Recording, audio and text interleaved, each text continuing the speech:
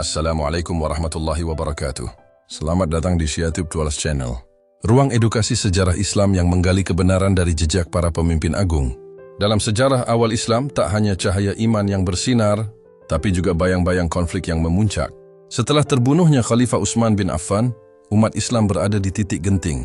Kekacauan merajalela, oposisi bersatu, rakyat resah, semua bertanya, siapa pemimpin yang pantas memegang tampuk kekhalifahan? Di tengah hiruk-pikuk dan kepentingan politik, sosok Ali bin Abi Thalib muncul bukan karena ambisi pribadi, tapi karena dorongan umat.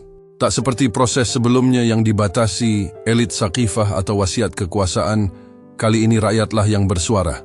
Dari para sahabat Badar hingga warga Madinah dan Kufah, dari Muhajirin hingga Ansyar, semuanya sepakat membayat Imam Ali secara terbuka, di masjid, di hadapan publik. Sebuah proses yang mencerminkan prinsip demokrasi rakyat, jauh dari paksaan, penuh kesadaran. Inilah kisah tentang pembayatan yang paling egaliter dalam sejarah kekhalifahan Islam. Dan dalam video kali ini, kita akan mengupas detik-detik dramatisnya. Dari tekanan politik, hingga pengakuan rakyat yang tulus kepada sang pemimpin sejati. Tetap bersama kami dan mari telusuri kebenaran sejarah bersama YouTube 12 Channel.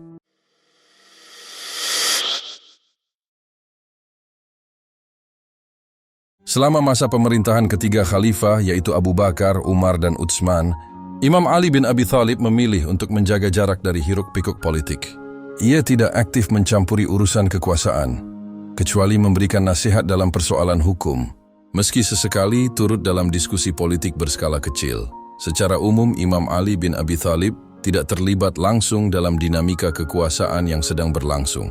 Sikapnya yang netral ini membuatnya seakan berdiri di luar sistem pemerintahan yang dijalankan oleh para khalifah sebelumnya. Ia lebih memilih memimpin barisan oposisi secara tidak langsung. Keberpihakannya mulai tampak setelah pemerintahan Utsman menunjukkan dominasi kelompok anti-Quraisy dan anti-Umayyah. Barisan oposisi saat itu mendapat kekuatan dari berbagai elemen, suku-suku Irak, imigran Mesir, kaum Ansyar, serta penduduk asli Madinah. Tokoh-tokoh Muhajirin seperti Ammar bin Yasir pun bergabung dalam gerakan ini, membentuk kelompok perlawanan terhadap pemerintahan Utsman. Ketika Utsman dianggap hanya berpihak pada kelompok Umayyah dan mengabaikan kaum Quraisy, para tokoh Quraisy seperti Thalhah, Zubair, dan Aisyah pun ikut masuk dalam gerakan oposisi. Amr bin Ash, yang pernah dicopot dari jabatannya sebagai gubernur Mesir, turut menentang kekuasaan Utsman. Maka bersatulah berbagai faksi dalam satu tujuan, mengoreksi arah pemerintahan agar kembali pada sunnah Nabi, menegakkan keadilan, dan menghentikan penindasan terhadap masyarakat. Para sahabat besar yang hidup di masa itu, terutama yang tergabung dalam Dewan Syura bentukan Umar, mulai menyuarakan kritik mereka. Thalhah bahkan sempat diusulkan sebagai kandidat khalifah dengan dukungan dari Aisyah. Keterlibatan kelompok Quraisy dalam oposisi tak lepas dari harapan mereka untuk mendapatkan kembali posisi dalam kepemimpinan. Meskipun terkenal di Irak dan Hijaz, secara ilmu dan ketakwaan, tak ada satu pun tokoh oposisi yang setara dengan Imam Ali bin Abi Thalib. Justru kegagalan Utsman sebagai representasi Quraisy makin memperkuat posisi Imam Ali sebagai simbol oposisi sejati yang sejak awal menolak penyimpangan penguasa. Di tengah meningkatnya ketegangan antara oposisi dan penguasa, Imam Ali bin Abi Thalib memainkan peran penting sebagai penengah. Ia menjadi mediator, menyampaikan tuntutan oposisi kepada Utsman. Meskipun dianggap berada di pihak oposisi, Imam Ali tetap bersikap moderat. Ia tidak menyukai penyimpangan yang dilakukan Utsman, namun tetap menghormati hak-haknya sebagai khalifah. Ali bin Abi Thalib berusaha menenangkan kedua belah pihak, menjamin keselamatan Utsman, dan memperhatikan syarat-syarat yang diajukan pihak oposisi. Namun demikian, ketika Utsman terbunuh dan Imam Ali bin Abi Thalib akhirnya naik ke tampuk kekuasaan, sebagian kelompok menuduhnya sebagai pihak yang turut bertanggung jawab. Kelompok Umayyah dan beberapa tokoh Quraisy menyebarkan anggapan bahwa Imam Ali bin Abi Thalib terlibat dalam pembunuhan itu. Padahal, sebagian besar dari mereka yang kini menjadi penentang, sebelumnya adalah sahabat dekat Imam Ali bin Abi Thalib sendiri. Pada kesempatan lain, partai pendukung Imam Ali bin Abi Thalib yang terdiri dari kaum Ansyar, mayoritas sahabat Nabi, begitu juga para qari Kufah begitu kuat mendesak agar Thalhah dan Zubair tidak diizinkan untuk tampil. Juga tidak ada sumber-sumber rujukan yang meriwayatkan kehadiran Sa'd bin Abi Waqqas. Dalam suatu riwayat panjang dari Sa'id bin Musayyab tentang pembunuhan Utsman, Disebutkan bahwa setelah peristiwa itu Imam Ali kembali ke rumahnya, dan semua orang berbondong-bondong mendatangi rumahnya dan memintanya menjadi khalifah. Mereka ingin agar beliau mengulurkan tangannya pada orang-orang untuk menerima baiat. Tetapi Imam Ali bin Abi Thalib berkata, "Baiat itu adalah hak para sahabat Badar, bukan kalian. Dan yang menjadi khalifah adalah orang yang mereka pilih." Setelah itu, para sahabat Badar yang masih hidup mendatangi Imam Ali, lalu menyatakan baiat pada Imam Ali bin Abi Thalib. Berbeda dengan sikap para sahabat Nabi yang bersikeras ingin membaiatnya, Imam Ali justru tidak bersedia memenuhi pengangkatan itu. Tabari mengutip riwayat Muhammad bin Hanafiyah, salah seorang putra Imam Ali, mengatakan bahwa setelah pembunuhan Utsman, sejumlah sahabat Nabi mendatangi ayahku sambil berkata bahwa kami mengetahui tidak ada orang lain yang pantas menjadi khalifah selain Anda. Namun Ali bin Abi Thalib menjawab, "Sebaiknya aku menjadi penasihat kalian saja daripada menjadi pemerintah, pemimpin kalian." Lalu orang-orang berkata, "Tidak ada yang kami inginkan selain membayat Anda." Imam Ali menjawab pembayatan ini dengan mengatakan bahwasanya pembayatan sebaiknya dilakukan di masjid, bukan di tempat tertutup. Kemudian Ibnu Abbas berkata, "Aku khawatir beberapa masalah akan muncul jika pembayatan dilakukan di masjid." Ketika mereka telah berangkat ke masjid, kaum Muhajirin dan Ansyar menyusul mereka dan menyatakan baiat pada beliau. Selain itu, Abu Bashir Abidi diriwayatkan telah berkata bahwa setelah peristiwa pembunuhan Utsman, orang-orang silih berganti mendatangi Imam Ali bin Abi Thalib. Lalu mereka bersepakat mendesak beliau menerima jabatan khalifah. Imam Ali bin Abi Thalib naik ke atas mimbar dan berkata, "Ada orang yang tidak menginginkan jabatan khalifah ini, lalu dia menerimanya separuh hati dan kemudian bersedia memerintah karena menyangka mereka akan sepenuhnya taat padanya." Telah dicatat dalam riwayat bahwa Thalha dan Zubair juga ada dalam kerumunan orang-orang ini. Ketika semua orang telah berkumpul di masjid, Thalha menjadi orang pertama yang menyatakan baiat. Akan tetapi Sa'ad bin Abi Waqqas menyatakan sikap yang berbeda. Dia berkata bahwa dia tidak akan membayat Ali bin Abi Thalib begitu saja. Muhammad bin Hanafiyah berkata, semua kalangan Ansyar kecuali sedikit memberikan baiat mereka pada Ali bin Abi Thalib. Pihak oposisi yang terdiri dari Hasan bin Thabit, Ka'ab bin Malik, Maslamah bin Mukhallad, Muhammad bin Maslamah, dan beberapa orang lainnya termasuk di antara para pendukung Utsmaniyah. Abdullah bin Umar, Zaid bin Thabit, dan Usamah bin Zaid termasuk di antara pihak oposisi non-Ansyar yang diuntungkan oleh kebaikan Khalifah Utsman juga memberikan baiat kepada Imam Ali. Tabari, sejarawan Muslim klasik, berkata, sepanjang pengetahuan kami, tidak ada satu pun dari kalangan Ansyar yang menolak pembaiatan Ali bin Abi Thalib. Karena itu, beberapa orang Ansyar yang tidak ikut ambil bagian dalam pembaiatan Ali, kemungkinan juga tidak ikut ambil bagian dalam perang Jamal, Siffin dan Nahrawan. Yang terlibat dalam ketiga pemberontakan itu bukanlah orang-orang Ansyar yang tidak ikut membayat Ali. Seperti diceritakan oleh Diyar Bakri, semua pejuang Badar yang masih hidup pada saat itu memberikan baiat mereka pada Ali bin Abi Thalib. Abdurrahman bin Abzi telah meriwayatkan, 800 orang di antara kami yang ikut baiat Ridwan ikut serta dalam perang Siffin mendukung Ali bin Abi Thalib. 63 orang di antaranya termasuk Ammar bin Yasir gugur.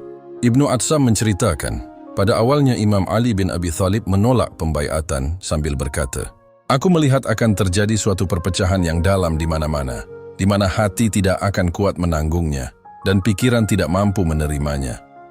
Kemudian dengan diiringi masa, Ali bin Abi Thalib menemui Thalha dan memintanya menerima jabatan khalifah. Akan tetapi Thalha berkata, tidak ada yang lebih pantas menjadi khalifah selain Anda. Hal yang sama terjadi pada Zubair, dan mereka berdua menjamin tidak akan ada orang yang akan menentang kebijakan Imam Ali bin Abi Thalib. Ibnu Atsam menceritakan tentang peranan kaum Ansyar dalam menyerukan baiat pada Ali bin Abi Thalib, dan tentang wakil-wakil mereka yang mengatur orang-orang di masjid. Sebagian dari mereka adalah para pendatang Irak dan Mesir.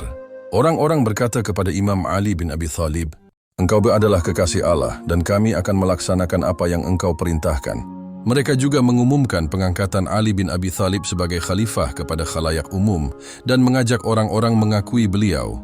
Pada hari itu juga orang-orang meninggalkan masjid, dan pada hari berikutnya Imam Ali bin Abi Thalib masuk ke masjid dan berkata, pilihlah seseorang yang bisa memenuhi keinginan kalian, aku akan mengikuti pilihan kalian.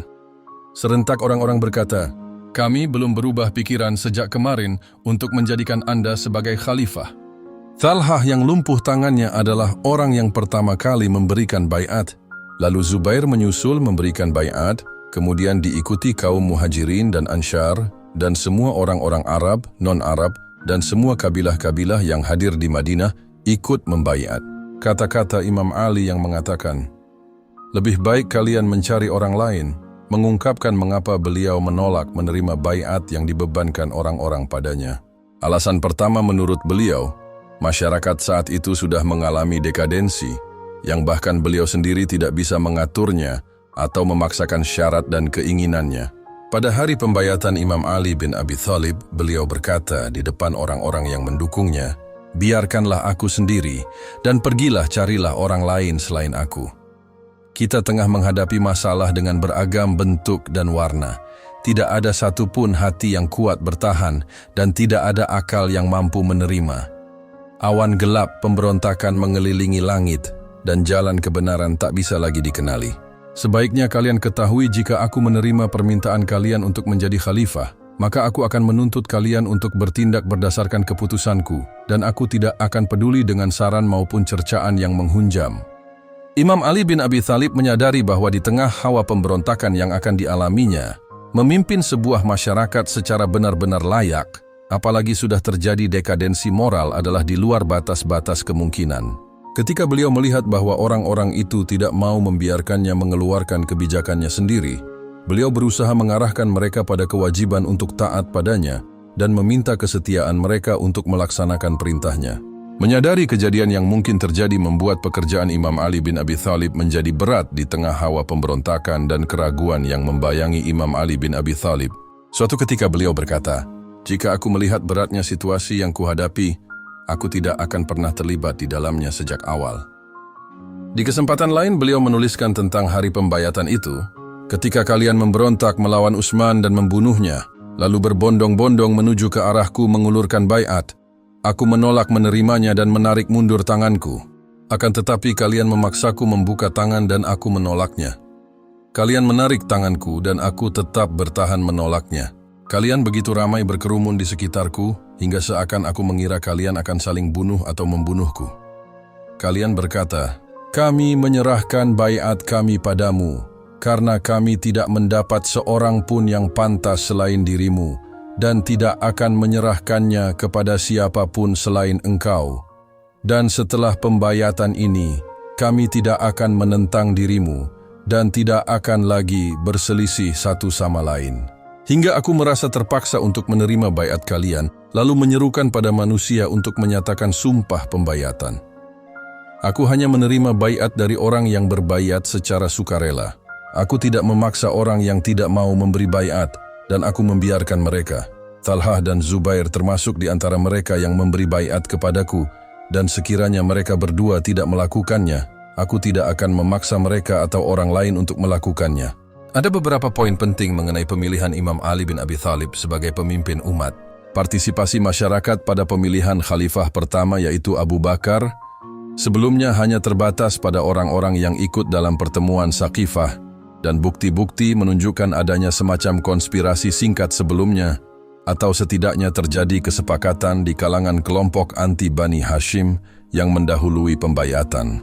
Umar ditunjuk sebagai khalifah berdasarkan surat wasiat dari Abu Bakar, sedangkan Utsman juga dipilih oleh Dewan Syura yang telah ditetapkan sebelumnya oleh Umar. Sebaliknya, pemilihan Ali bin Abi Thalib diminta oleh hampir seluruh penduduk Madinah dan masyarakat umum yang ada di Madinah.